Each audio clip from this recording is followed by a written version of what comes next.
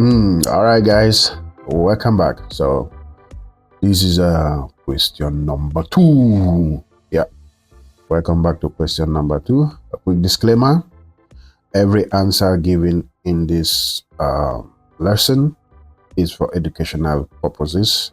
Yes, it does not reflect the actual CSEC record marking scheme. It's just for learning purposes only.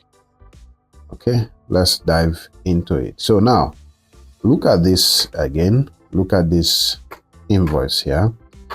So this question here says Impact Security Services provides a number of, let me zoom it in.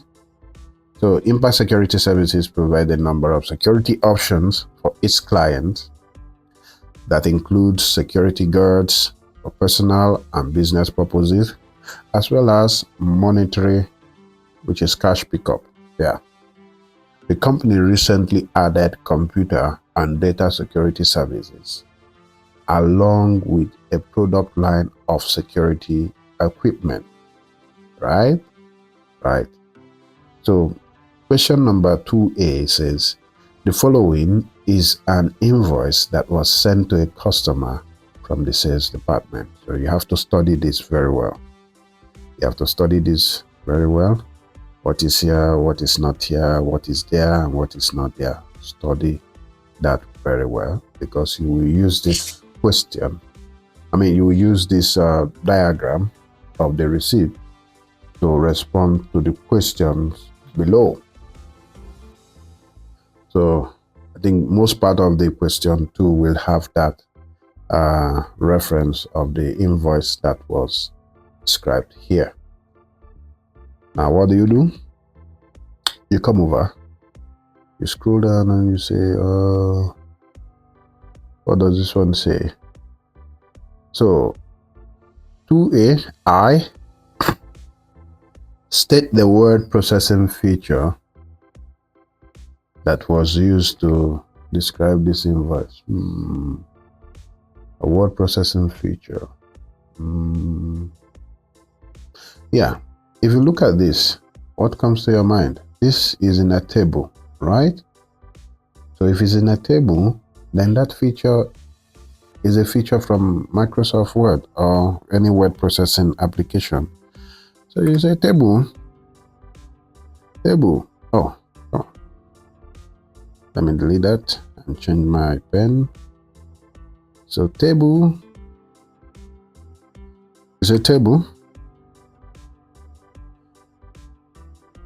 Table, yeah. Or you can just say table feature. So the table is the correct feature, because if you look here, the data on this document is arranged in columns and rows, right? So these are different columns and these are rows where you keep some records. For instance, this is a full row, and this is a header. So columns and rows.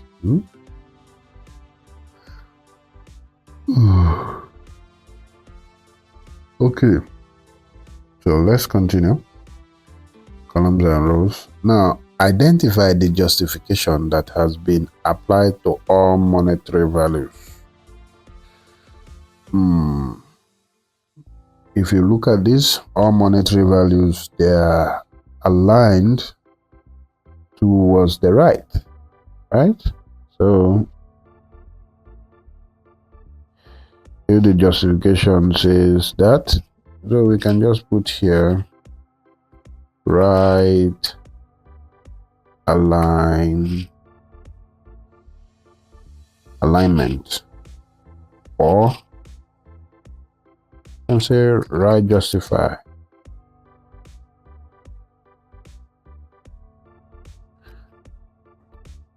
So right adjustment, right justify. So right alignment, preferably this right alignment, or you can just say right justify. So right alignment is the best option. And reason is that all monetary values, when you are doing data presentation, with computer is always aligned towards the right. And if you look here at all these monetary values, they're always aligned to the right side. Okay.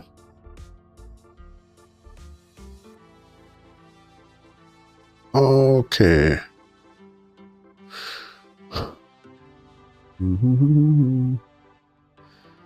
Oh boy, it keeps getting interesting. Okay. So here it says the company's logo is missing from the invoice. So if the logo is missing from the invoice, what are you gonna do? The logo is stored in a desktop folder on the sales manager's computer. List. Listen, it says list in correct order the steps that should be taken to insert the logo to the right of the company's name. This is interesting. This is interesting. And you have 4 marks. So it's pretty much easy, but if you know what to do, you can answer this. So that's why I'm saying that this is just for academic purposes. The answers I'm giving here are just my opinions, right? To help you understand the questions and the exam and how to respond to exam, or how to respond to such a situation if you are, or if you come across it. Okay, yeah, that's how it's done. Okay, so let's go. Step number 1.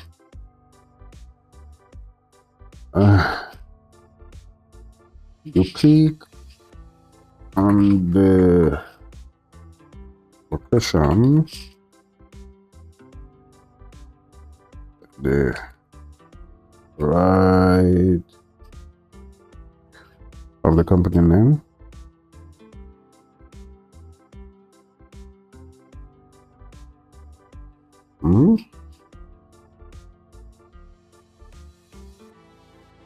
Let me push this a little bit upward. Number 2, you go to insert. So when you go to insert, you go to picture. I'm just using a shorthand writing for this picture, and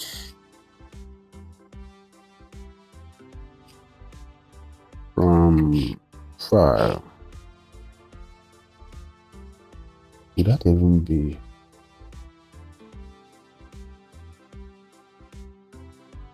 So you go to insert tab. Yes, you go to insert tab. So you go to the insert tab. So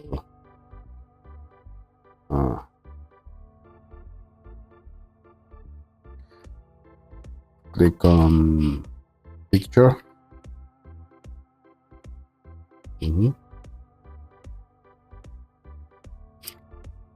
Let me just click on picture.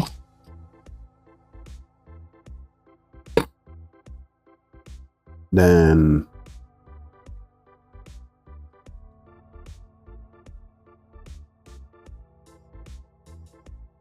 click from file. Click from file. Then number 3, you browse, right? You browse.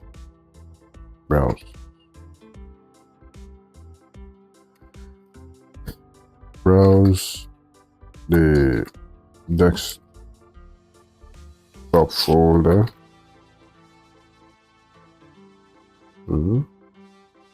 Where does it start? You browse the desktop folder.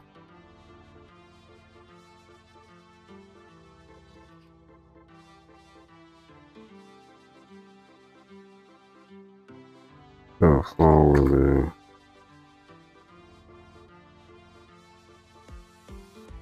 for you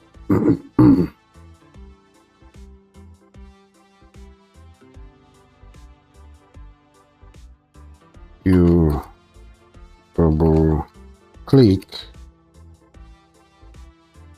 so you double click the logo file. That's pretty much it. You double click the logo file and you're good to go. If you double click the logo file, you are good to go. Yeah, that's how it works, pretty much how it works. You double click the logo file and you're good.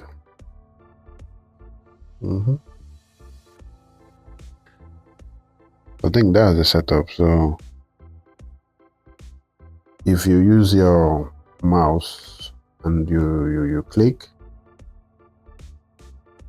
you come to the right of this side around here, click, you go to the insert tab, you click on photo, you browse the location, double click on the file and you get it. So because this allows you, once you click on picture, once you choose picture, it allows you to insert picture, not shape.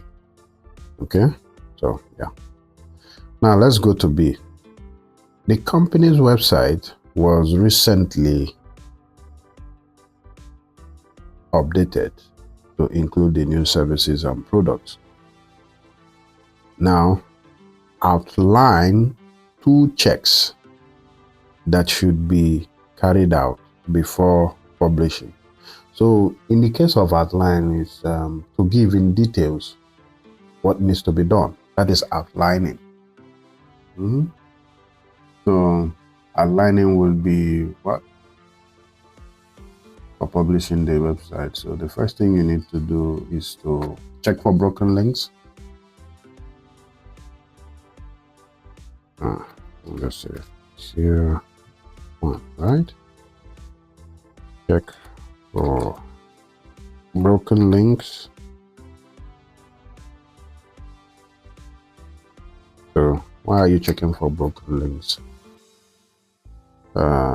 You are checking to make sure that all links are working, right?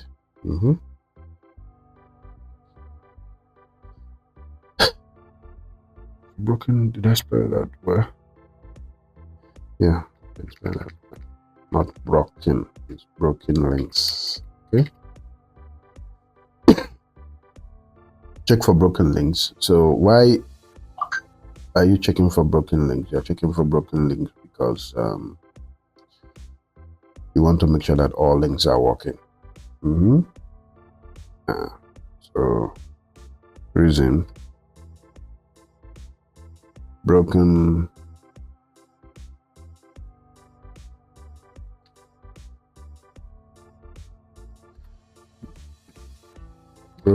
links frustrate customers.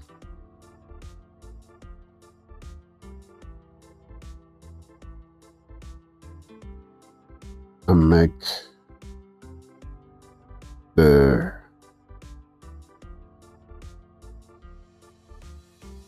company look unprofessional.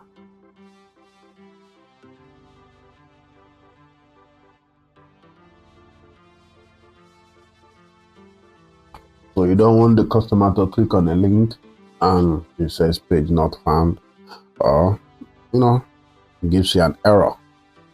So that's it. Well, let me just say why it matters, but not just. Let me just outline why it is, right? So since it's outlining, I'm describing what it does. Test every hyperlink.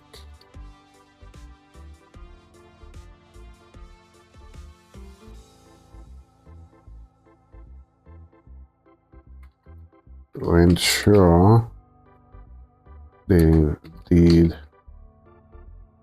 to the correct page.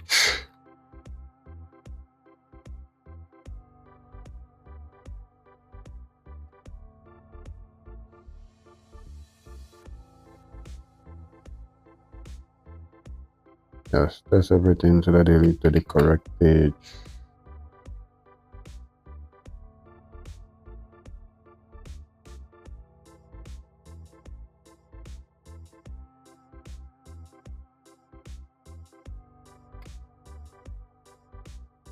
So you make sure that everything is working and doesn't lead to an error page. Yeah, because when there is no, let's say you have contact links on a website and you click it and that page file is not available, it will show you an error called 404 error or 404 error not found.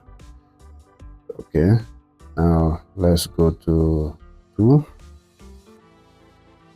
So 2, check for spellings. You could check for spellings. Check for spellings and errors. Okay. So you have to read through.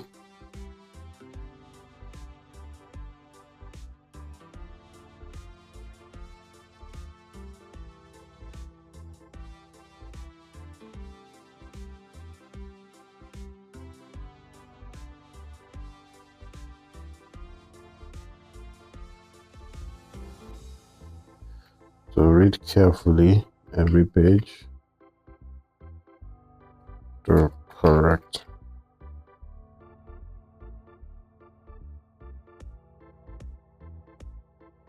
Any spelling mistakes,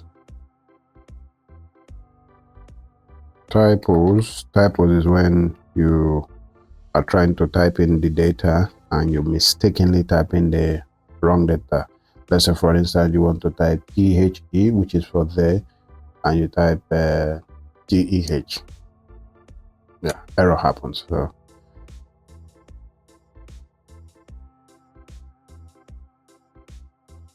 now, grammar errors, the way you construct your grammar so that it does not create confusion to the potential customer matters a lot. So your grammar should be easy to understand, not complex like Shakespeare. Yeah, so let your grammar be simple. Now, there are other alternatives that you can use. There's not enough space for me to put that here. There are alternatives you can use, like you can check if the form is working very well. You can check if the page loads faster. You can check if it can react to mobile devices. That's like mobile responsiveness. You can check that all images are displayed correctly. Yeah, for instance, the image of the product and so on. So you can check all that if it works. You can check the form. Let's say you have a form where you get feedback from clients, or maybe they need to ask 1 or 2 questions. You can create a form that makes sure that the form is working, and whoever needs to attend to that form, it's working very well. And you can also check browser compatibility. In this case, where the way the website is intended to be displayed across various browsers on different systems. For instance, the iPhone uses Safari Mobile. Yes, you want to make sure that the website can display very well and get the information to the user using iPhone or even Android. And different browsers like Microsoft Edge, Google Chrome, Firefox, Mozilla Firefox, or even Apple Safari or Opera. Yeah. So make sure that all those things work. Opera browser works. And there are a lot of other browsers out there like Brave, Baidu, and so forth. So just for the context of where we are localized here in this region, I think Google Chrome is the kind of number 1. Okay, move along. Now, hold on now. See, when customers hire impact security services for their computer and data security needs. The company does an audit to assess various areas. The company does an audit to assess the areas of vulnerability and the possible threats that may occur. Now, you see, I told you this guy will come back again. Hold on now, you see? Yeah. Define each following terms in relation to computer security and provide an example of each. I told you, you see, vulnerability. I don't know how to pronounce that thing very well, but yeah, vulnerability. Let me be slow this time around. Vulnerability. It always comes up. It shows up some way or the other. So now it's pretty much simple. Remember, vulnerability is a flaw or weakness of computer system or in a computer system network and all that stuff. So you can just say, this is a flaw or weakness.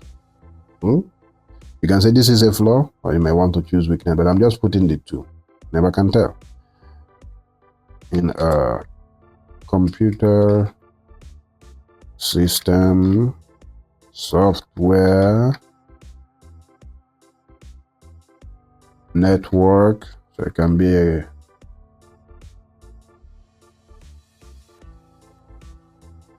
or security procedure.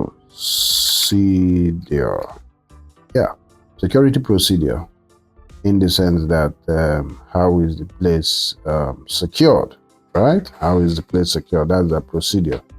Are there locks? Are there keys and all that? Those are the things that they want to access.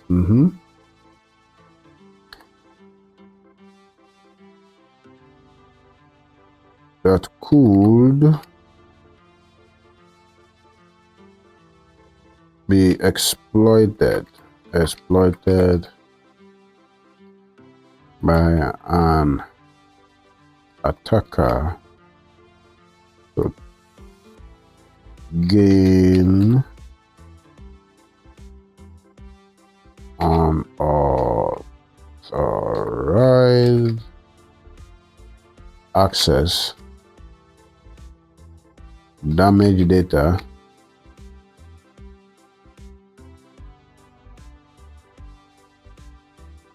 or disrupt operations.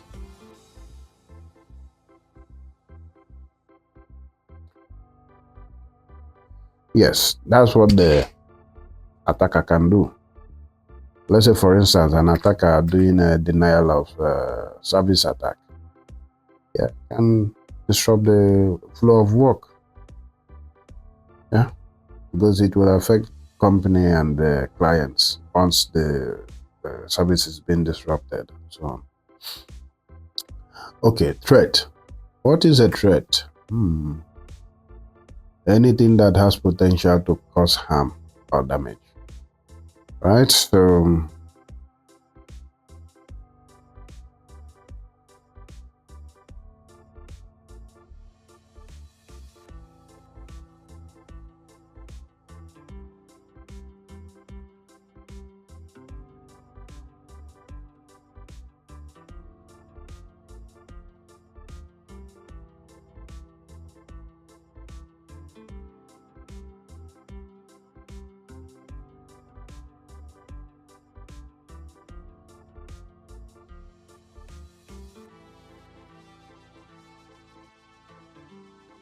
anything that has potential to cause harm or damage.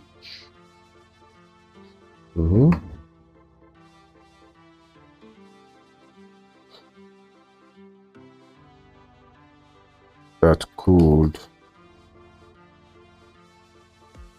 exploit a vulnerability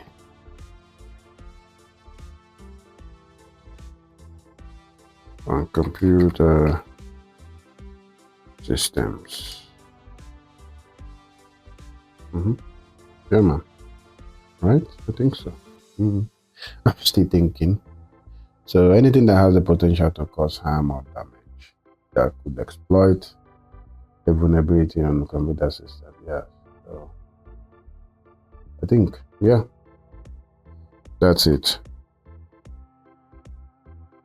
Stress can be intentional.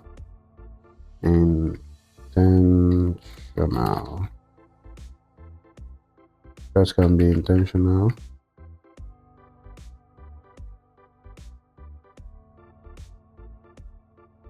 Like because or accidental.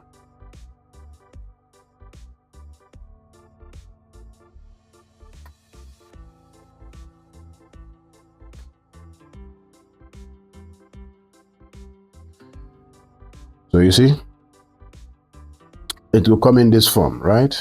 Threat could be accidental or intentional. Accidental is where natural disasters happen, or maybe somebody mistakenly, unknowingly deletes a file, or maybe do a settings that cause the system to go haywire. Yeah, so that's it. Okay. Now, anything that has potential to cause harm, there are so many threats out there. So yeah, which hackers can exploit a vulnerability on computer systems. Yeah. I think this is good. Yeah, I mean, if you have this should work. It should work. Now there are other ways to describe it, but this should work.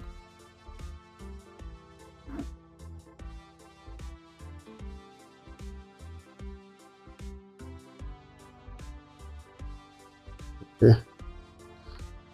So let's move along. So we are in 10. What do we have here? So what is the key thing here?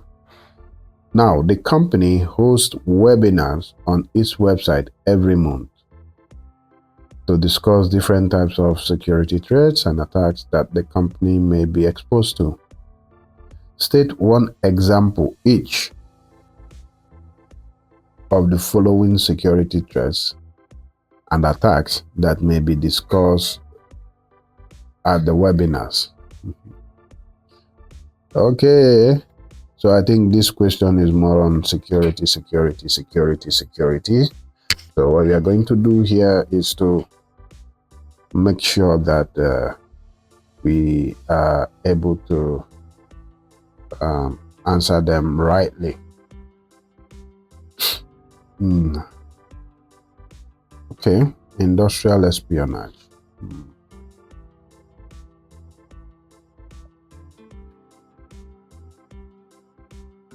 So is a state. Okay, so if it is state, that means you have to state briefly what industrial espionage is. More like a simple definition, right? Okay, that's what you can do.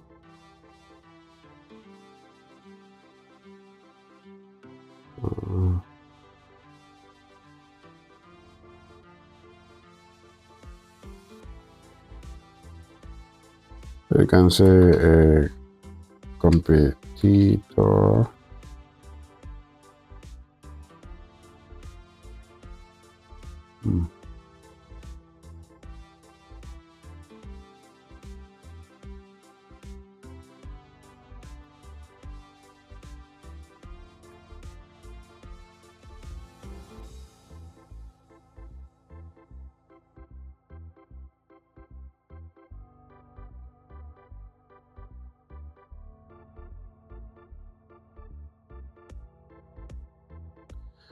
So in the company to sabotage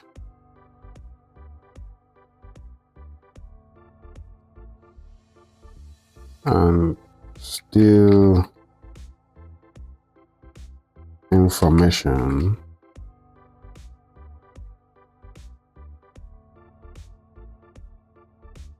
containing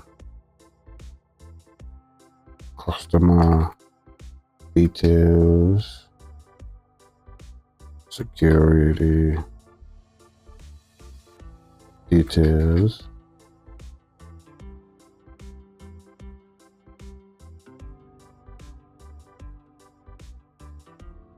and sell competitor.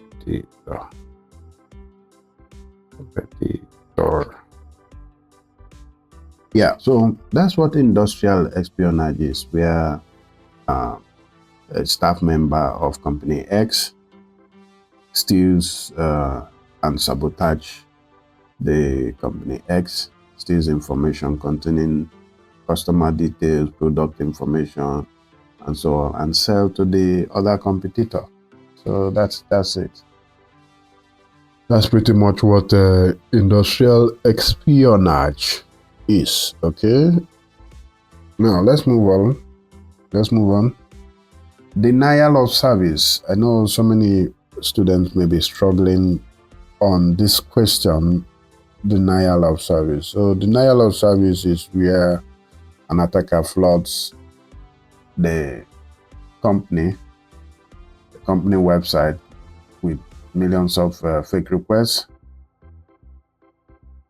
and the server becomes overloaded and unresponsive, seemingly crashing, so customers cannot access the site. So let me just put that here.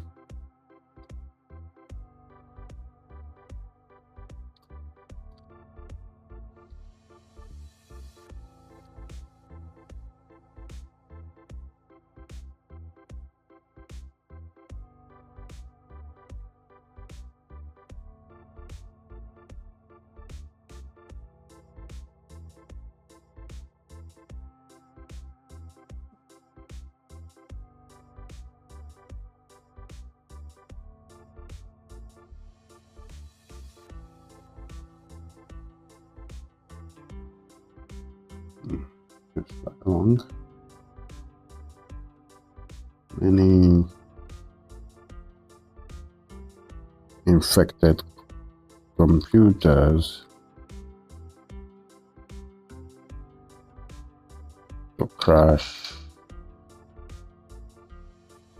or overload the website.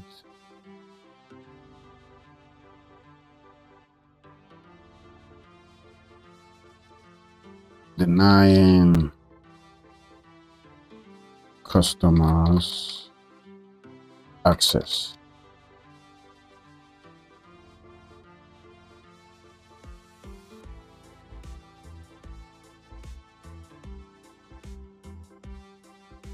Yeah.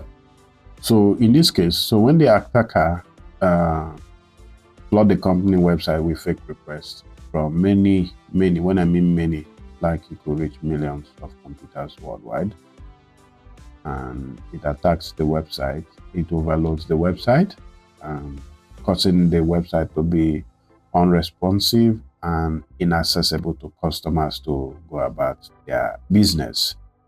Okay, so just have that in mind. This is for educational purpose. So what is a ransomware? Let's see what ransomware can do. So ransomware is where, like, hey, I have your files, but you have to pay to get them back. That's the situation of ransom. So yeah, so why this one now here is more like denial of service, more like overwhelming the system. Ransomware is more like I have your files, you have to pay some amount of money to get them back. Pay me or you lose your files. So that's what it is. Okay.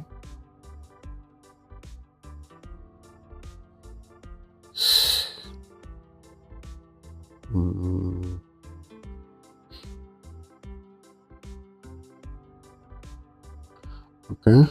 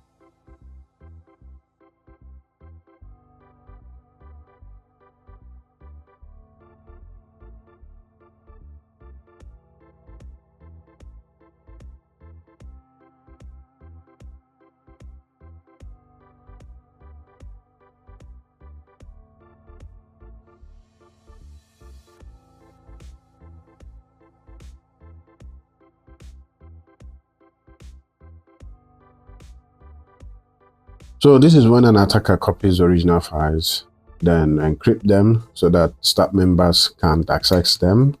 Yeah. So when you can't access files to generate receipt, what do? You can do anything. Then demands for money to be paid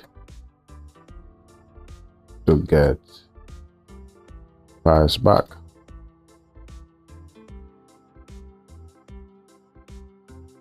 To get the files back in good condition.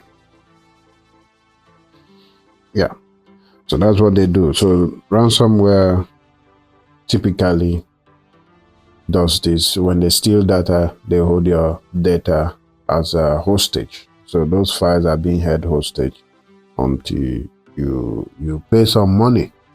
So that, for instance, when they encrypt it, you can't access it unless you get a key to decrypt it. So that's what it does. So they hold your files hostage. They hold them hostage. So let's move along. What is data theft? They're simply taking files without permission.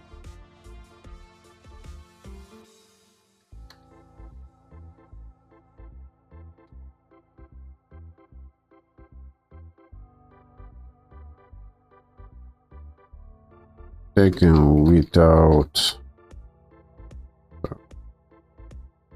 permission.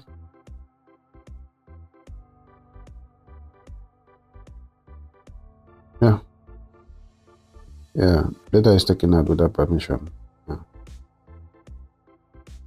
Data is taken,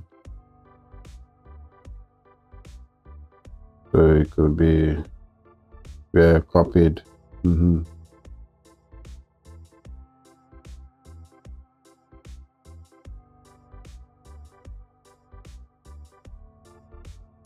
So data is taken without permission.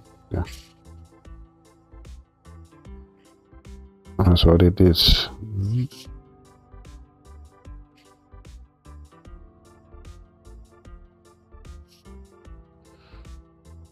Okay, now let's go.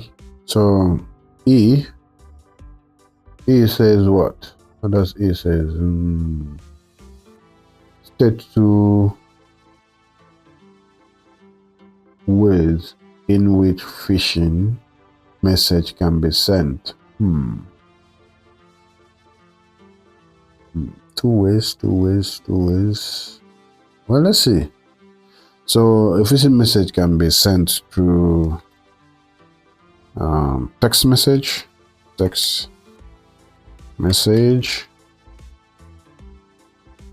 and the other one will be email, right? Email. Yeah. So those are the two ways that that can be done. Oh boy.